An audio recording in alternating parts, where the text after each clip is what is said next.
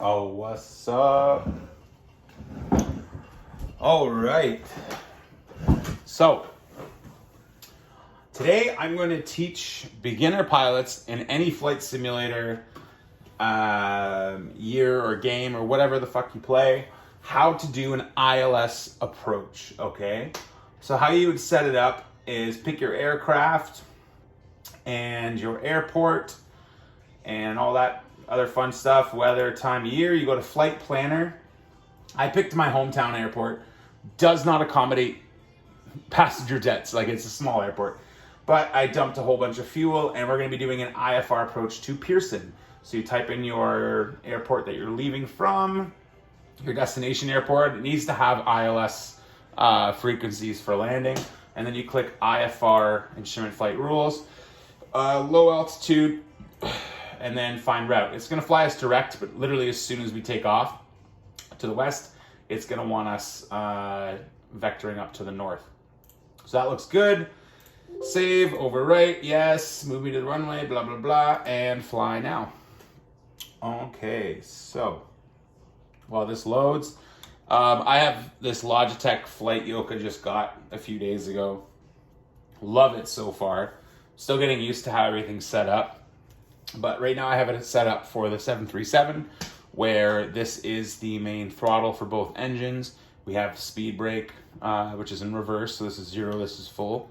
And then we have flaps, so this is 0 and this is, I think, 30 on that jet. But anyways, we'll get there when we get to 100. So again, this is FSX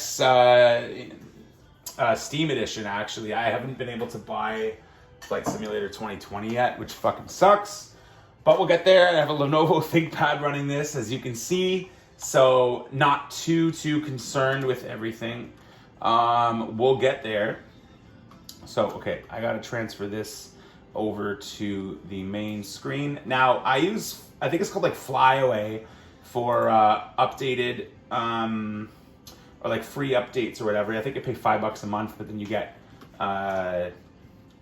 tons of add-ons. And one of my add-ons was ground textures, and it made everything look pretty good for FSX, but as you can see, the ground here looks like relish, like it looks like shit. So I'm not really happy with that, but this is what we're flying today. 737 with almost no fuel in it, full of passengers still though. And as you can see, this runway and airport is not really suited for this. So it actually has us doing an east takeoff, which would be interesting. So what I'm gonna do is pull up the map here. I'm gonna shove it over to the old Lenovo ThinkPad. Oh God, continue flying. We're gonna continue flying. So I'm gonna tune them. They don't have the IFR capabilities for landing, but they're gonna probably tune us into Toronto approach. So we'll see how that goes. Again, this is tied into the flaps, so you can see the flaps here. We'll go flaps 1, 2, and I think 5 for this jet when you want to take off. I'm not a pilot. I've been playing the sim for a couple of years. This is a beginner video how to do an ILS approach. So if you want to comment how my speeds, my flap settings, all that stuff is off, I honestly don't care. I'm just trying to help out the beginner pilot in this game that's sick of flying GPS, right? You can set up, I showed you in the beginning screen there, when you set up a GPS flight, it's very boring. You can hit autopilot and fly to your destination, but it's just direct. It's not very exciting. So readback is correct. So I'm gonna select, runway 6 because I'm lined up to take off on that, and I'm gonna announce departure to the north. Awesome. So our runway heading is 64. They want us to go to 4,000 upon takeoff. Let's see how the trim is. Trim's pretty good here. I'll probably have to dial her back a little bit because this is a short runway. What else? We're gonna turn on the fasten seatbelt sign.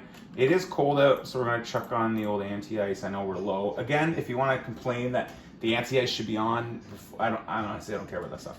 I'm trying to teach somebody how to fly an ILS approach when they don't know how to. So, flight on. This setting here, which will be the kind of bread and butter of how you do an ILS approach, you want it on GPS to start.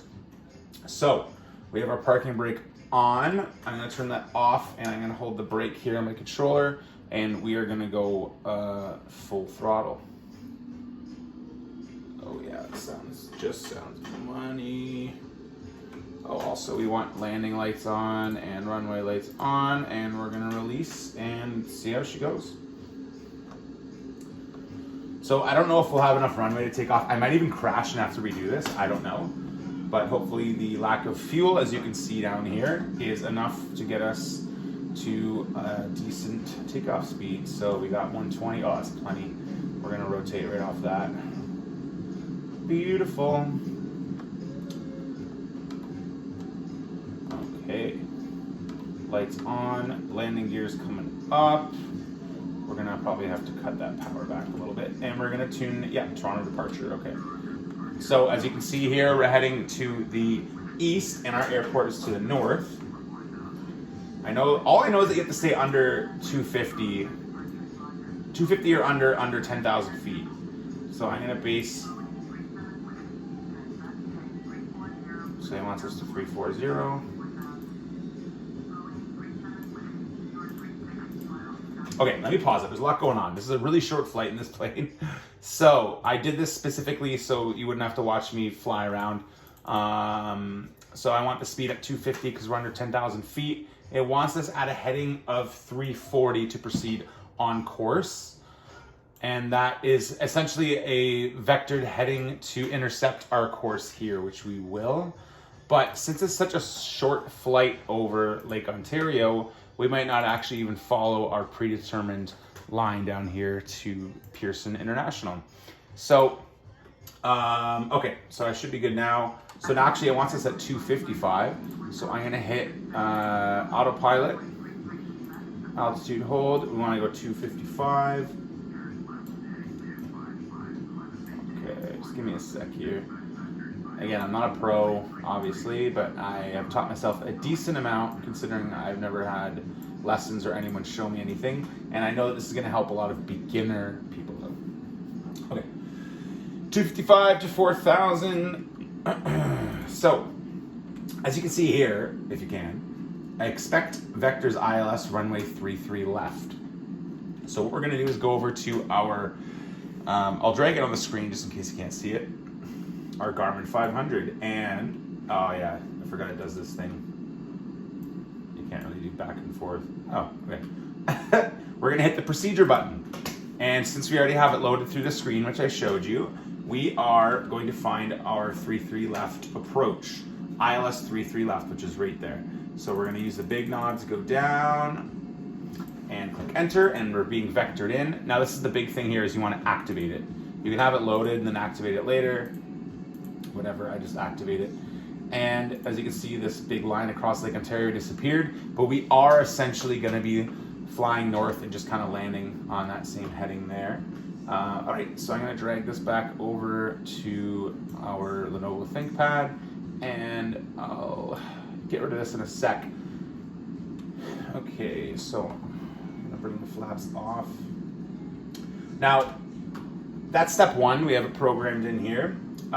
Most important part, obviously, is we need to go to the, like in real life, I believe they have charts and stuff, and we need to go to the airport here on the map and find, okay, there we go, 33 left. So our ILS frequency is 110.950. So what I do is just memorize the digits in the middle. So 10.95. And our ILS heading is 327. So that's where you're gonna set your course bug to. So it's 1095, 327. 1095, 327. So 327. And over here, we're gonna go to, on our nav 1, on standby, we're gonna go to 1095. Or as I kept saying over and over, because I'm so cool, 10.95. So stay tuned for that. What a pun, my God. We're doing great stuff right now. We're flying 1095, and this is on standby here. Hopefully you can see it. Drag it over here. Navigation 10.95. We're gonna click this so it's active, and we don't need to do anything with that anymore. Our heading is set. We're on GPS mode. We are laughing. Okay, so I'm surprised they haven't turned us in yet. So let's see how she goes. All right, so lights are on, everything's good. So literally right now, as we're set up, we are completely ready for an ILS landing at Pearson Airport on runway 33 left. Now, for anyone that doesn't know how this works, just one sec. So I have this, I don't even know what these are called. See, that's how much I suck. PFD, I think. Like flight director or something, flight director. So I'm just clicking this to make it bigger so you can see it. We're gonna be using this, predominantly this instrument here to fly this approach. And how we do that actually is when we are lined up with, as you can see down here, we have everything set up since I did the procedure. We're going to be flying in on a heading of about 327. Here we go. 285. Yeah, get us over there. My God.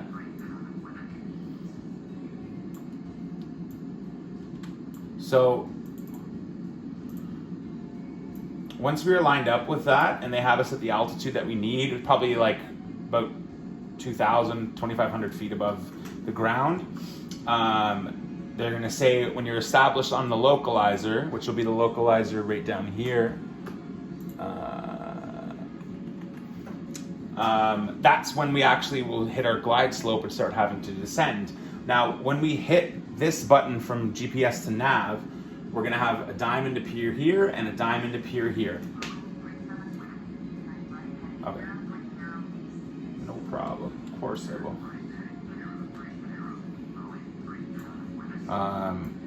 Now what those diamonds are going to do are tell us, first and foremost, horizontally where we are as far as the runway left to right down here, so horizontally. And then up here there'll be a diamond and it'll tell us if we're high or if we're low. Now, the easiest way to remember this, and again we have this down here, this is our airplane here, the little Dorito, and there's a bar over here, which means that the preloaded flight plan that it gave us, or even that we have right now, we're actually to the left of it. So if this bar is to the right, we need to actually get to the right. Now we're being vectored in, so we're not going to follow the VOR localizer there, but we are to the right or to the left of it, so we need to chase that. So when the diamonds come up, we should, if we're lined up properly, have the diamond centered. If the diamond's over here, that means we need to go chase it. What a confusing flight. What happens when you take off a massive jet airplane at a small municipal airport for a 7-minute flight. And then the same thing here with the glide slope. Now, we're gonna switch on to nav when we're lined up with where I wanna be. And they're gonna say when established on a localizer. So when we hit the localizer that it wants us to be at here, the diamond will be up high because we're below the glide slope. But as we come in closer to the airport, it's gonna drop. And as soon as it hits this horizontal bar here, we are gonna click the approach button. So we'll get off of heading select once they've vectored us in, and we'll actually use the localizer button to keep us on this particular course. And then when this drops to a certain height, we're gonna click approach and it'll start dropping. So one of the toughest things that I've found right off the get-go, like it's easier having this, even though I'm getting used to it, is that once you start descending, you plug in your speeds, you set your flaps, all that stuff.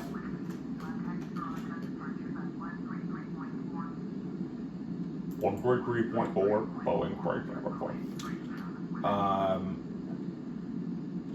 What ends up happening is you click off, like I have this as my autopilot button. I think some airplanes actually have it there, like they have like how to talk to ATC and then autopilot button. When you click off autopilot, your speed indicator will still be set at what it's at. So if you're trying to land, the plane's gonna keep, okay, here we go. This is the bread and the butter of the whole thing, folks. So we're 23 miles southwest, turn left to a heading of 355. that's enough. So 355, and it wants us down to 3,000. So I can start to cut the speed a little bit. I don't want to take forever to get us there, but I like to do kind of incremental. I believe like pilots, they have like a chart for the ILS approach, and it'll tell them kind of like step down altitudes and speeds. And normally it's actually set in the, I forget what it's called. You can get it on some of these planes add-ons. These computers right here, actually you can set like the legs, like the speed and the altitude, and it's kind of pre-calculated in there. But we don't have that capability because this is FSX, and I mean, I'm using a Lenovo ThinkPad, so, and I'm not a pro. Make straight in. So there is the CN Tower. The other thing again is one of the freeware things I added. I think I said this when we took off. It's garbage. Like the ground looks terrible, so I have to put the. They gave me a backup file, so I got to add that back. So don't make fun of the Lenovo ThinkPad. It knows what it's done and what it's not done. I mean, it's quite bulletproof. I love it. It's my girlfriend's. It's free for me. So yeah. Anyways. Let's see how we're doing here. We're gonna fasten seatbelts. I'm gonna allow smoking in this flight though, just because it's such a stressful flight. Okay, so going back to what I was saying before this popped up, descend and maintain 3,000 feet. Maintain 3,000 feet until you're established on the localizer, which, if you look over here, right where this purple line changes to the white line, that's the localizer there. We can look at our flight plan. Up, ma'am. Up, mom. Sounds like the name of that guy from what's that movie with Jason Bateman and Rachel McAdams? He's like the OnStar guy. Up, mom. Now, I don't think they're gonna vector us to the west to hit this. So technically right now, just for show, I'm gonna hit the VOR localizer button, and it'll probably slowly, yeah, it's gonna bank us to the left a bit. Our runway is 33 left, which in the distance, that's 33 right, that's 33 left. Oh. So we are 1 minute from up, mom. I'm gonna bring the speed back just a touch and bring in some flaps. You can check the reference here. You go to aircraft, kneeboard reference, and you can look at the flap speeds, right? So 250, you're good for 1, 2, and 5 flaps. And anything under that, you gotta wait till 210 to hit 10 flaps. So let's set it at 210, and we'll chuck flaps 10 when we hit that. Actually, we're getting pretty close here. So I'm gonna bring it down to 180, put some flaps. Now that we're lined up here, I feel comfortable putting the GPS mode to nav. I have a button here to click it up. Perfect. So here are those diamonds I'm talking about. Now, this is to the left, which means we need to come to the left. This diamond here is already dropping. So technically we're high. We'd have to chase that diamond, but it's already dropping, right? So I'm gonna bring the speed in. There's a lot going on. I know that we'd have to land at about 155, 154. I believe that's correct for this plane. We'll bring in some more flaps here. Now, the key here is once this diamond hits around the horizontal line, we're gonna hit the approach button. So right now, and that'll actually start bringing the plane down. So, I'm gonna bring in some more flaps, and I'm gonna set the speed brake. So that's right here. I have it as the middle knob, and you'll get a little red indicator here. Oh, this thing's very touchy. Okay, it's armed. I've set this up for the axis, but it's never really accurate. Okay, did I have to tune someone? No, we're good. Cool, so I'm gonna bring the landing gear down. They're gonna okay us in pretty soon. Now, again, what I was talking about before with auto throttle is one thing that I do is sometimes I click autopilot, but auto throttle is still on. And I'm just gonna do that now just to get rid of that possibility. And I just wanna make sure that we're at about 155. So I'm gonna cut autopilot right now, and I'm gonna pull this up so you can see it. It's gonna trip me out a bit. But to keep the speed at 155, we actually want to use pitch. So we're fast, because I just turned off autopilot and the throttle is too high. So pitch for speed, and we're a little bit high. We need to chase that diamond. So throttle for altitude. So again, we're a little bit fast. Here we go. Coming back to the speed. Okay, we're gonna go full flaps now. And speed's looking good. We're a little bit high still, but that's okay. I just added full flaps, so I'm sure everything will be all right in a second. No, it's not. We're still very high. So I need to bring this plane down a bit because we're getting very slow. Maybe one of the worst ILS landings you've ever seen. From a clear professional. Okay, there we go. So we're looking at the diamond. You don't really have to like, sometimes when you do an ILS approach, it's when you know, you have no visibility, so you're not even gonna be looking at the runway, but for now I can see the runway, so I'm cheating.